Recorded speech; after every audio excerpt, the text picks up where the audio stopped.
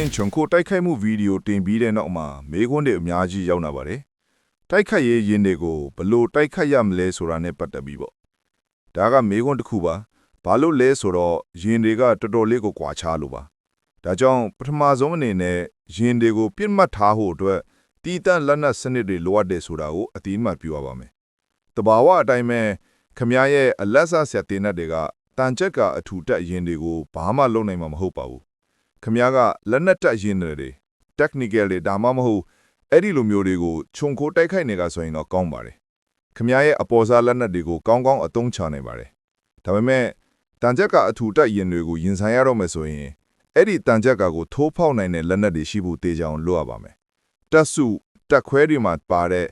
NAWAS Javelin တွေ Cargo Staff တို့လိုလက်နက်ငယ်တွေပေါ့။အဲ့ဒါတွေကတန်ချက်ကပါတဲ့ချိန်မြောက်မှုတွေကိုဖယ်ရှားရမှာအရန်ထိရောက်ပါလိမ့်မယ်။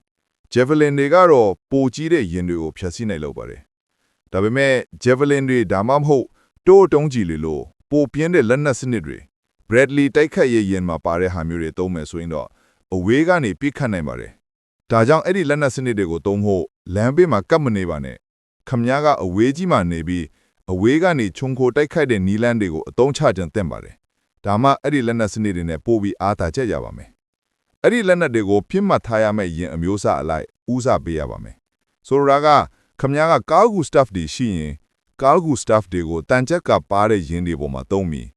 ပိုပြင်းတဲ့တင့်တဲ့ဖြတ်စီလက်နက်တွေကိုတော့တန်ချက်ကထူတဲ့ရင်တွေပေါ်မှာသုံးရမှာပေါ့။ရင်တွေနဲ့ပတ်သက်တဲ့ပြဿနာတစ်ခုကသူတို့ကတော်တော်မြင်တယ်။ပြီးတော့တစီးနဲ့တစီးအကွာဝေးခြားပြီးသွားနေတယ်။ဒါကြောင့်သူတို့ကိုတနေရာမှာစုသွားအောင်လုပ်ဖို့နီးလန့်ရှာရမယ်။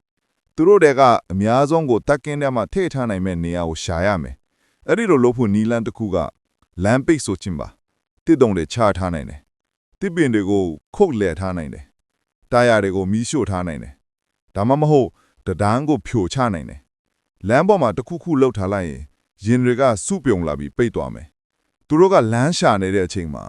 ခမည်းကတက်ကင်းလဲမှာသူတို့ကိုပြစ်မှတ်တိုက်ခိုက်လို့ရပါပြီ။ဒါပေမဲ့ဒီနီးလမ်းမှာအားနည်းချက်တွေလည်းရှိပါတယ်။ဘာလို့လဲဆိုတော့သူတို့က drone တွေရှေ့ပြေးကင်းထုတ်တွေရှိနေနေနဲ့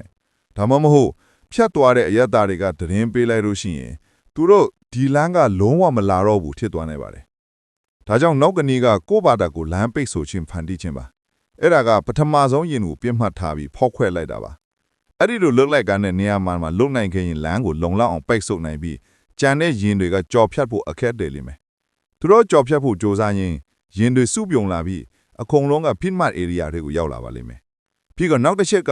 ကနောက်ဆုံးရင်ကိုဖောက်ခွဲလိုက်ရင်ရင်တန်းတစ်ခုလုံးပိတ်သွားပြီးဘယ်သူမှရွှေ့လို့မရတော့ဘူး။အဲ့ဒီကမှခမရလာအချိန်ယူပြီးပြစ်မှတ်အားလုံးကိုတေးကြဖြည့်ဆည်းနိုင်အောင်ပြစ်မှတ်တွေကိုခွဲဝေပေးနေပါပြီ။ဒါအပြင်ပြစ်မှတ်ထားရမယ့်ဦးစားပေးပြစ်မှတ်တွေမတူညီနိုင်ဘူးဆိုတာကိုလည်းအတိအမှတ်ပြုဖို့အရေးကြီးပါတယ်။ခမရကဒီအခြေအနေမှာတန်းကအရန်အန်နေရှိတဲ့အရာဆိုထူရင်စနေနိုင်တယ်။ဘာလို့လဲဆိုတော့တန်းကတန်ချက်ကအထူဆုံးဖြစ်လို့အဲ့ဒီဟာကိုပထမဆုံးဦးစားပေးဖျက်ဆီးရမယ်ဆိုပြီးသူတို့ကိုတနေရာမှာပိတ်မိတ်တော်အောင်လုပ်ပြီးကတန်းကိုအရင်ဖျက်ဆီးရမယ်လို့ဆုံးဖြတ်နိုင်တယ်။ဒါမှမဟုတ်အခြေအနေကိုကြည့်ပြီးတော့ရန်သူရဲ့အကြီးဆုံးအားနည်းချက်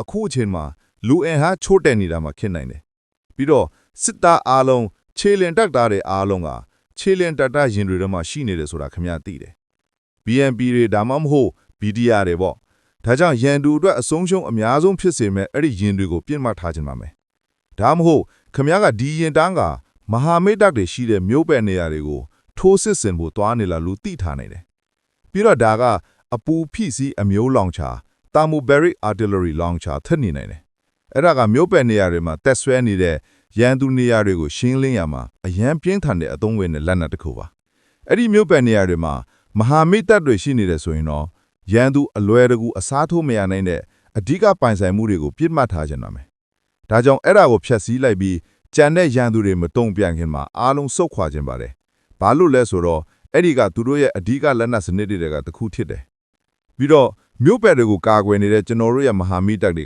ကတာမန်ချင်းမြောက်မှုတွေကိုကာကွယ်နိုင်တယ်ဆိုတာကိုတော့ကျွန်တော်တို့သိတယ်။ဒီမျိုးကုန်းတွေထဲမှာဘယ်ဟာကမှန်ဘယ်ဟာကမှားဆိုတာမရှိပါဘူး။အားလုံးကခမည်းဘာလုပ်ဖို့ကြိုးစားနေတယ်ဆိုတဲ့စစ်စင်ရင်ပေါ်မှာအကြီးကျယ်မှုတည်ပါမယ်။ခမည်းကအခြေအနေကိုနားလည်ပြီးမြေကြီးအနေထားကိုနားလည်တောင်ဆိုတာ တေချာအောင်လုပ်ရမယ်ဒါမှခင်ဗျားဖြတ်စီးဖို့လိုအပ်တာကိုထိထိရောက်ရောက်ဖြတ်စီးနိုင်ပါမှာတတ်နိုင်ရင်အားလုံးကိုဖြတ်စီးပါဒါပေမဲ့ခင်ဗျားလုပ်နေတာကအဓိပ္ပာယ်ရှိဖို့တော့တေချာအောင်လုပ်ပါ